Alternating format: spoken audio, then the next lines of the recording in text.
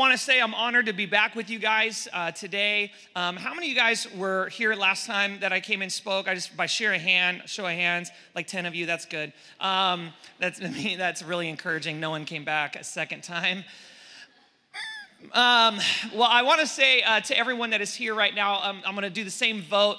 If you just close your eyes real quick, I don't want to take a vote. No one will judge you. I just want to know honest engine real quick. Everyone in the room, if you are here right now because you need chapel credit, put your hand up real quick and put it down. Ready, go. Thank you so much. Yes, thank you. Man, just open your eyes and just can I tell you thank you that you kept it real with me right now. Thank you for being honest right there, okay? So I'm going to keep it real with you and be honest with you.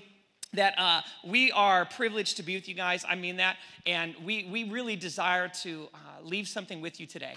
And tonight, we're actually, our team from South Hills Church, we're going to be here all day long. I'm going to speak today. And then tonight, you guys have a worship service. And Pastor Corey, he's our worship pastor at South Hills Church. And our team is going to be leading worship tonight. So we'd love to invite you to come back and just be with us tonight at Shine, which is tonight. And it's at 9.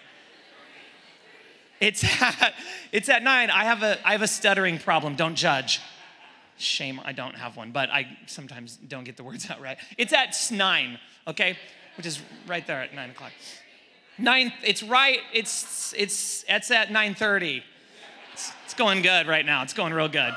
Some of you are like, now I know why they didn't come back. Well, I want to tell you, how many of you guys watched the Super Bowl last week? Anybody watch the Super Bowl? Did anyone else, like during the commercial time, did anyone else like start crying and want to call their dad and mom? I was like, dang, it's like they went real this year. There was like not that many like crazy, scandalously dressed models. It was like all these moments with like dads in the car and like all these moments. And I was like seriously was moved more than any time. But you know what else was crazy? Fill in this sentence. At the end of the Super Bowl, was anyone else shocked when did anyone else get like, what did you do? Did anyone else question why Pete Carroll did not give who the ball? The beast. If you don't care about football, just know that what happened on Sunday will be talked about for like 1,000 years easily. It was incredible. It was terrible. One of those things that I noticed though was this. Every Seahawk fan had wished and had dreamed and thought the destiny, when that guy made that impossible catch and he fell on his back and the ball's like bouncing around and he catches it, everyone in the room, everyone watching it was like, dude, here we go again. Like Tom Brady's gonna lose and they're gonna lose with this incredible thing. And then it didn't happen. And what you thought was gonna happen, it didn't happen. What you thought it was gonna go like didn't actually work. That actually happened to me personally in my life. I fell in love with this girl at a time, and her name was Brenda. She's now my wife, so the story ends well. Yep, thanks. But you need to know that I fell in love with her like the first time I saw her. For her, it took her like 4 years, which is okay. That's fine. And I remember that it took me a lot more time to try to get Brenda to appreciate what I had to bring to the table. Now, what you should know is Brenda comes from a very hardcore, like straight up, no doubt about it, Latino Mexican household, okay? So you should just right off the bat know my wife is Mexican, okay? Like there ain't nothing she can't do because her dad doesn't speak really much English at all. And the only thing I really knew about him was that he didn't like me. And he nicknamed me this nickname. He gave me a nickname. I remember first time he saw me, he called me Gringo, right? And that was like my nickname. I didn't know. I thought that's how you said Chris in Spanish, actually. I was like, that's how you say Chris in Spanish. So people would ask me, what's your Spanish name? I'm like, Gringo. They're like, ha, ha, ha. And I'm like, I don't know. Well, that's funny. And I remember that I tried to get Brenda, like I had this idea in mind. I like thought this is how the destiny was gonna go for me. It was like, I've met the girl of my dreams. I'm in love, and I just think she should be in love too. So let's see what we can do. So we're dating and all the rest, and it comes time where like, I don't know if any of you guys are out there, but let me just give you some help. If you ever want to like get like into a relationship with a Hispanic woman, you need to know if the dad's around, it matters. And it don't matter how much he's crazy or whatever, she will care that her dad approves of you, okay? So here's the problem. I went into the house, and she's like, Dad, and Brenda, her first language is Spanish, so she's speaking that quick Spanish, okay? Now, the quick Spanish is reserved for when she's like trying to get the point across, and she don't, because I understand a little, just enough to get in trouble, but she was doing quick Spanish. I'm like, man, I don't know what you're saying about me. And she was trying to tell her mom, and her mom was like, oh, que bueno, right? And I'm like, oh, that's good. I know bueno, that's good. I'm good right now, right? But Dad, like, he was not faded by it. Now he's about 5'2.5". Like this tall, all right? Pit bull though, right? He like 260. 5'2", 260, all muscle. Is this recorded? No? Don't, it will? I don't think he'll. Everyone promise you will not send this to my father-in-law? If you will promise that, I could tell the following joke, but if not, he'll kill me. So just don't. Here you go. He's 5'2", 260, and he's all muscle and a beer belly. Okay, real talk. And dude, Corona is the beer of choice in that household. So here you go. I come in and he's got this look on his face. This is what the face looked like when I looked at him. Mom was like, oh, nice. She didn't say that. She said, que bueno. He looks at me, he goes like this. And he goes like this.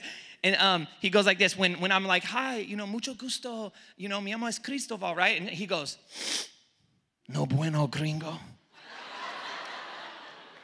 And then he walked away. And when he walked away, it's like he had like spurs on. He's like, shing, shing, shing, shing. Like walking down the hallway. I'm like, dude, I don't think that went good, right? So I did everything I could to try to get this man to like me, right? I mean, I did everything you could imagine, dude. I came over. I would watch the little kids, the little niños, and I'm like, oh, look how good I'm with kids, right? I'm like, ha, ha, ha, ha, ha. Oh, it's great, right? And he would just look at me and go, no bueno, gringo, and walk away. I was like, dude, I can't do anything to get this guy to like me. I tried everything. Man, when I asked Brenda to be my girl, right? Not my wife, but my girl. Man, I like sang to her. And like she would bring me in and be like, hey, you should sing. She's like, sing for my parents, sing. I was like, I don't want to sing for that's crazy. So I didn't do that. But like I would come in and like they would ask me questions about like the Bible or whatever. And I would share. And like he would listen, but like get up and not say anything, just kind of walk away. But I remember one time, I realized there was nothing else I could do because when it was time for me to like, okay, I'm gonna ask Brenda to like be my girl, like my wife. I was like, I had to go ask him. I had to get his approval, but I didn't have it. So I had to pull out all stops. I went there, y'all. I had to do what a man had to do. Y'all, I couldn't wait anymore. So I took 6 months and I did some training. And there was one thing, man, I had to do, guys. Tapatio. Tapatio, y'all see, if you are too white right now, you don't appreciate what I just said. But let me help all my Anglo brothers and sisters out right now. Tapatio in a real Latino household, I'm telling you right now, I didn't know this because I'm white. I didn't know. It's not like they came with like here's how to be more Mexican. Like I didn't get that book. I didn't take that class. But when I got in there, all of a sudden I realized this man put Tapatio on everything he ate, but it was too hot for me. Like mild sauce Taco Bell lit me up, right? So I'm like, I don't think I can handle this. So, and he would look at me, he's like, and then he kind of added to my nickname too. He used to just call me Gringo, but then he started asking me to pinch him. And I don't know why he would do that. He was always telling me to pinch him. He would always be like, pinch me, Gringo. And I was like, I don't know why. I don't really know why that.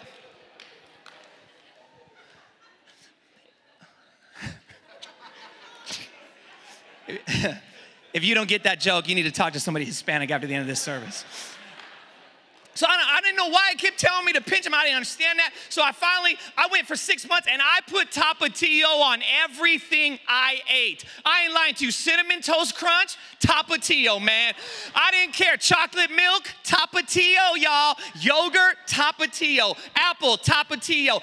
Eggs, I put Tapatio on my toothbrush and toothpaste. Scrubbing it in, crying in the corner. Hated it. It was terrible, but I finally got where it just numbed my whole lips. My whole mouth was numb. So I'll never forget it, man. It was Christmas. It was the year I was getting ready I was going to ask him can I marry Brenda? We sit down at Christmas time, right? We get in there. And at Christmas time, her mom, she's like the bombest cook ever. They make homemade tamales, right? Like at Christmas time, you may not know this, but like in real off the hook, like Latino families, like my family, they don't just open presents, they open tamales every year, man. And that's the real gift of Christmas, okay? Do trust. I know they say this is sacrilegious to say at a Christian university, but they told me Jesus is the reason for the season, but right after that, it's tamales, okay? So like, that's how they roll. So we got in there, we're eating, and all of a sudden he comes in, ching, ching, ching, sits down, and then we get ready to pray, we pray, and then he looks over at me, he gets the Costco-sized version of Tapatio out, ping, slides it over to me and goes, eh? Only this time, y'all, I was ready for him. And I look back at him and I go, eh. I blast that, I'm like, open that up, and I stand up, kick the chair back from me, and I'm like,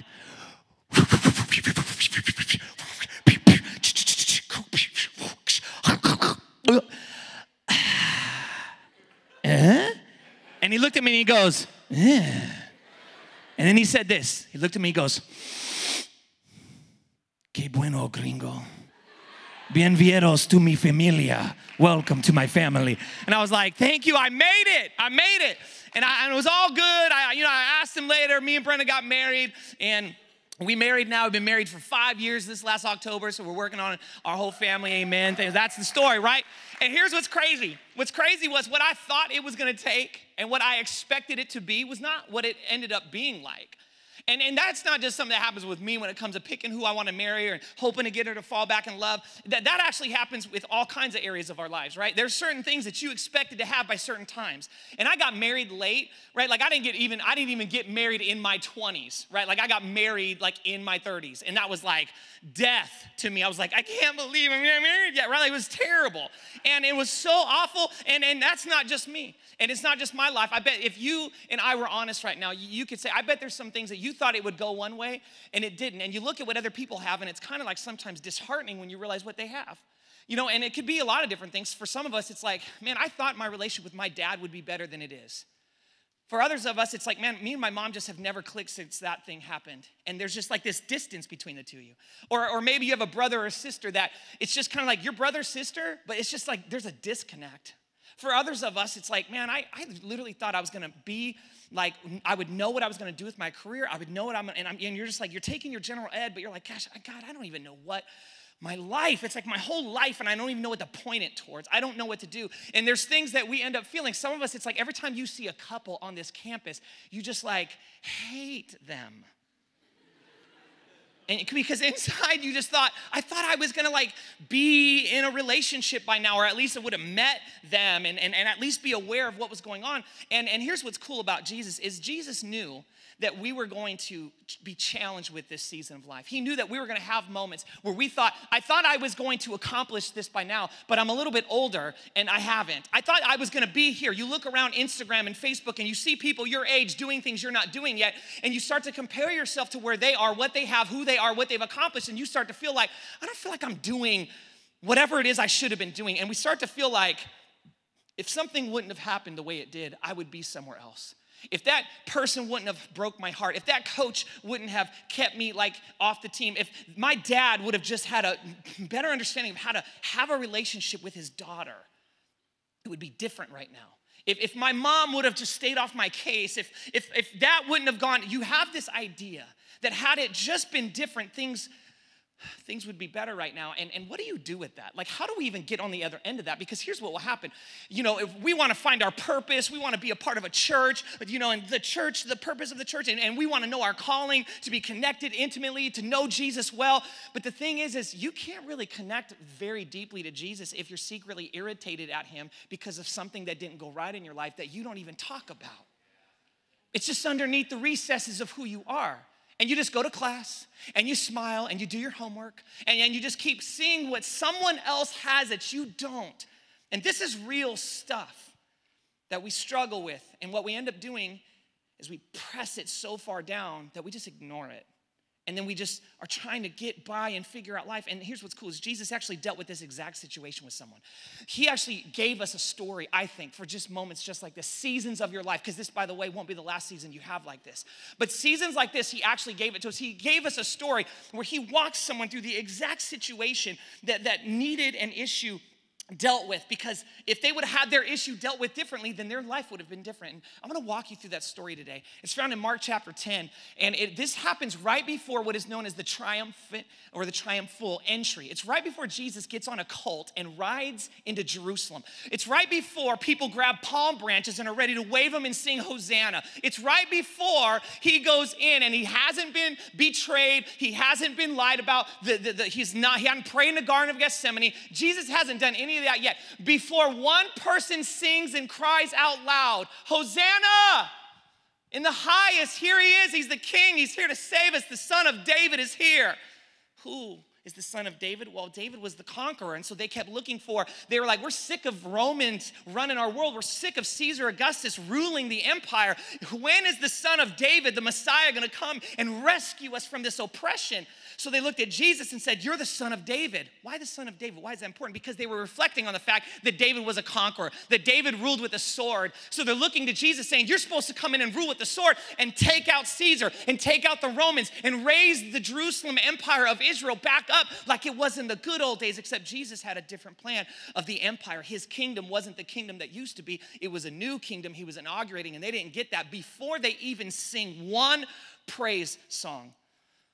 On Palm Sunday, there was one other person who was singing his praises right before that. And I want to tell you a little bit about him. This is what it says in Mark chapter 10 about this person. I want to zoom in the camera on his story and history. It says this: then they came to Jericho, Jesus and his disciples. As Jesus and his disciples together with a large crowd. So get a picture, okay? Big, large crowd, lots of people around. When you're around large crowds of people and there's energy and there's excitement and this guy's doing miracles and everyone thinks he's the Son of David, I think he's the Messiah. That's the guy that's going to take out Caesar Augustus. That's the guy that's going to rule the world. That's the Messiah. He's that. Thousands of years we've been waiting. I mean, this is the promised one. It's crazy. And he's doing miracles.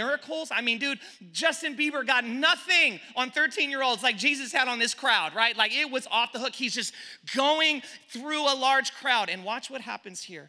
It says this, that when they were leaving the city, a blind man, Bartimaeus, which means son of Timaeus, was sitting by the roadside begging. There's a few things I want to point out from this. It says that Jesus has a large crowd and he's leaving a city, and there's a blind man named Bartimaeus. Now, if you're a Bible reader, or if you're into like theology, or if you're in, the theological like studies here, or maybe you grew up in church, you know this story of Bartimaeus. You even know how it's going to end. But I want to walk through it, and I want you to act like you don't know. Because I want you to see it. Now, if you're maybe new to Christianity and you came to Vanguard for different reasons, but you're like, I don't even know if I know this story. I'm so glad you're here today at chapel, because this couldn't be a better chapel for you to be here, because I want to paint a picture of Jesus to you that I think is so accurate of him. And I hope that it will be different than what some of you probably experience, because I'm not ignorant to think that every one of you in this room is so excited about getting to know Jesus more. I understand that in a room this big, there's a few of us in this room, maybe a little more than a few, that got doubts, questions, and concerns about what Jesus is really all about. And I'm so glad you're here. I'm so honored to be the person that gets to tell you a little bit about my picture of Jesus today. And what I see is this, is that Bartimaeus means son of Timaeus. And this guy, Bartimaeus, is sitting on the roadside begging. You know what that tells us? It means that he would have been someone. The Bible does not include details like this all the time. We don't always find out who these people's dads were. The fact that the Bible, I believe, as Mark includes this little detail, he's the son of Timaeus. Bartimaeus, that's what it means. Bartimaeus means the son of Timaeus. But they include who Timaeus is. Timaeus means something significant. If Bartimaeus had not been born blind, he would have been significant. Right away, you can find yourself in this story if you've ever felt like, I am behind where I should have been. I should be fill in the blank. Married, my relationship with my dad should be better. I should know what I should be doing. That person, they don't even study and they get A's. I work my tail off for B's, C's, C minuses, whatever. But it's like, it's just not fair. I don't see how this is. I feel like something passed me by in life. I feel like life is passing me by, and I just wish I could get into it and get on the other end of that. Watch what it is that happens. It says that he's sitting by the roadside begging. And then it goes on. Mark continues and says that when he heard that it was Jesus of Nazareth, he began to shout, Jesus, son of David, have mercy on me. So Bartimaeus is on the side of the road, and he hears a large crowd. Then he hears that it's not just any crowd, that this crowd's got someone special walking in it. But do you understand that it says that he heard? Why? Well, the man's blind. I have a cousin and she's deaf, but my cousin Karen, she has an incredible sense of sight and feel. She could feel music, and she could tell me what kind of music is playing based upon the different levels of how the sound waves affect her senses, her feelings.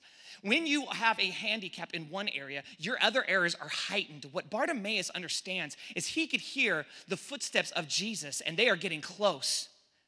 And so he's excited. So he goes, this is the chance. I've been blind my whole life. I could have been somebody. I'm going to cry out on the name of Jesus because I believe who he said he is who he is. And I'm going to put my trust and my faith in him. And he begins to cry out. But there's something interesting that happens. And some of us understand this more than others. Some of us need to hear this more than others because we're the ones who do what it is to Bartimaeus that gets done in our current context. This is what continues to be said. Verse 48, but many rebuked him and told him to be quiet.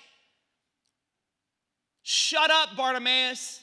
We don't have time for that, okay? We don't have time for your handicap. We don't have time for your issues, or we don't have time for your noise, okay? Why are you making all this racket? Don't you understand we're trying to do this like cool Jesus thing? We're trying to do this Jesus thing, and you're over here hecka like making this big racket, and it's so loud and obnoxious and out of control. Can you just be quiet so we can get on with our Jesus thing? How often church people do that. They want to silence someone's passion because it makes them uncomfortable. We want to silence people's excitement towards Jesus because we aren't that excited. Or because we want to control the move of God. We want to control what's happening so bad that we don't like anyone messing with the way we want it to go. And they rebuked Bartimaeus. Now, here's where we have to make a decision because Bartimaeus is going to show us something about passion. He's going to show us something about purpose. He's going to show us about getting over on things. And watch what it is that he does. There's so much going on here. He's the son of Timaeus. I looked it up. You know what Timaeus means? Timaeus means highly prized. Highly prized. Oh, you were supposed to be highly prized, Bartimaeus. You were the special one. You were the son of the highly prized. And now you're just sitting on the side of the road begging at the mercy of anyone who just feels bad for you. What does he choose to do? Does he keep feeling sorry for himself? Does he stay there? No, he cries on Jesus' name, and then he gets told to shut up. This is where you, as a student, as a young person, you have to make a decision now in your life. What will you do when the proverbial world around you, Christian or not, tells you to be quiet about whatever it is you're trying to experience and understand about God? Or whatever it is that's difficult in your life, you're trying to grow out of it, figure it out, and for whatever reason, your approach to it is just told, just be quiet. Just shut up. Just go back to your room. Nobody cares about you. No one cares about your issue. Don't complain, okay? You came from a nice house. Your parents are still married. Your parents are affording this whole entire Vanguard education. You got nothing to complain about. Shut up. Or, you know what? All you do is use your story. You always talk about how bad it was. Nobody cares. Why don't you do something about it? And so we just don't deal, and we stay on the side of the road. But Jesus, he seems to let us into a story where Bartimaeus chooses a different route. What will he do when he's told to hush his passion up, to be quiet, to settle in, to accept his circumstances? Because the crowd is so large, and this is what he understands. Watch this. He understands that something else is happening, is that Jesus is walking by him. Let me give you the picture. Jesus is walking by. Try that one on for size. What do you do when you feel like you have cried out for Jesus and he has not answered your prayer? What do you do when you have asked Jesus with as much sincerity as you could muster up, and you're still right where it is that you started before you started praying? What do you do with that? When it's not going to get better tomorrow, when it's going to stay the way it is today, what do we do with that? Well, what Bartimaeus does is shocking, and it's different than what I sometimes in my life and even still struggle to do. He cries out, the Bible says, all the more. All the more is an interesting phrase. All is the Greek word polus, which means much, large, many. And more is this word that means greater. It's malon, greater. But what he does is he shouts, and this is the word I want to bring to your attention. This is the Greek word kratzo. Kratzo means to shriek like a raven. Bartimaeus was told that his passion, his desire, his excitement, his extracurricular passion in that moment was not welcome. This is just chapel. We don't worship like that. We get in and we get out. That's not what we do here. Just do your thing. Let me check in the box. Let me get my chap. We are just here so we can get through it. Okay, Bartimaeus, it's enough, man. Put your hands down. You ain't what, taking notes. What are you trying to act all like spiritual for? And that's exactly what the Christians, the people who believe in God, told Bartimaeus. And it says he kratzos. He opens up his mouth and shrieks like a raven, Jesus, Son of David, have mercy on me. Where does that kind of passion come from? That kind of passion comes from a deep down sense that there is something you truly need. When you don't believe you truly need Jesus, you will never have passion for him. When you don't believe that you need him, see, he's blind. Yeah, you can tell me to shut up, but I don't care. I'm the one that's blind and can't see. I'm the one that's hurt. I'm the one that needs him. You might not be comfortable with my praise. You might not accept my passion. You might not understand this emotion, but I'm the one that can't see, and I'm sick of being on the side of this road. I'm sick of being so hateful towards people. I'm sick of being so hurt. I'm sick of being so jammed up. I'm sick of feeling so lonely. I'm sick of being where I've been. And I just believe for the first time in my life that the sound of the guy's footsteps that are getting further and further away from me is my only chance. You may not like how loud I'm about to get, but I'm the one that's blind and can't see.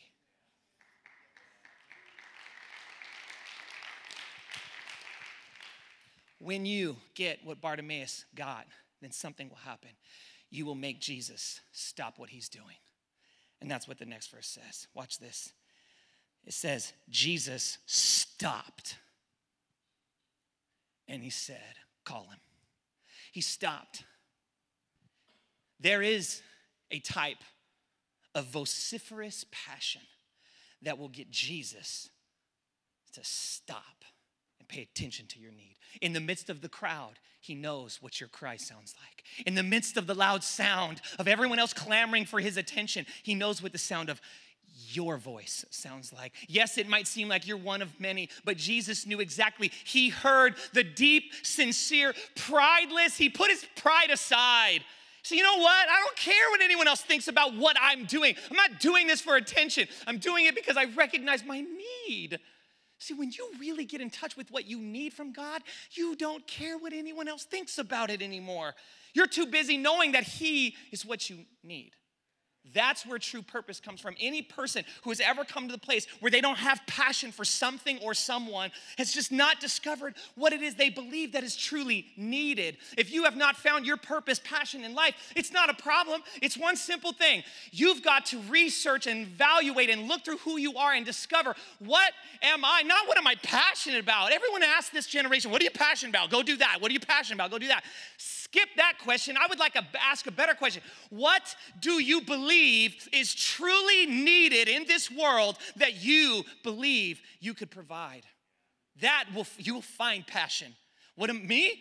I believe that people need to understand Jesus in a way that makes sense to them in this day and age. I believe that my job is to redefine what this generation believes about Jesus in the church. I believe the church is plan A. There is no plan B. That the church of Jesus Christ is the chosen instrument to get the message of the gospel to this broken world. I believe in diversity. I believe in the multiple different voices of people speaking out to what it is that God means. That we're supposed to prepare for heaven by getting our churches to look like the people in our community, not the same group of ethnicities, but everyone. I believe that you can, no matter how bad your past is, that you can overcome your past. And I am passionate about that, not because I'm passionate about it, but because I believe it's so truly needed.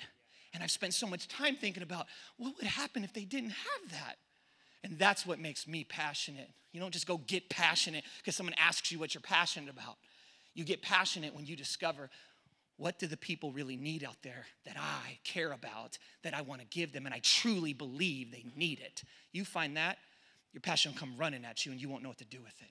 Bartimaeus stops Jesus in his tracks. Listen to me, student. I don't know what you have to do tonight, but we're going to come back in this room tonight, and we're going to worship Jesus. And I will ask some of you this. I know some of you guys got stuff you can't go to. You got practice and all the rest. I get it. Don't even feel bad. You just do your thing. But for those of you that are available, I want to invite you back tonight. And I want to invite you to take a step out of whatever it is that's comfortable, prideful. Not that you're trying to be prideful, but we're all just like that.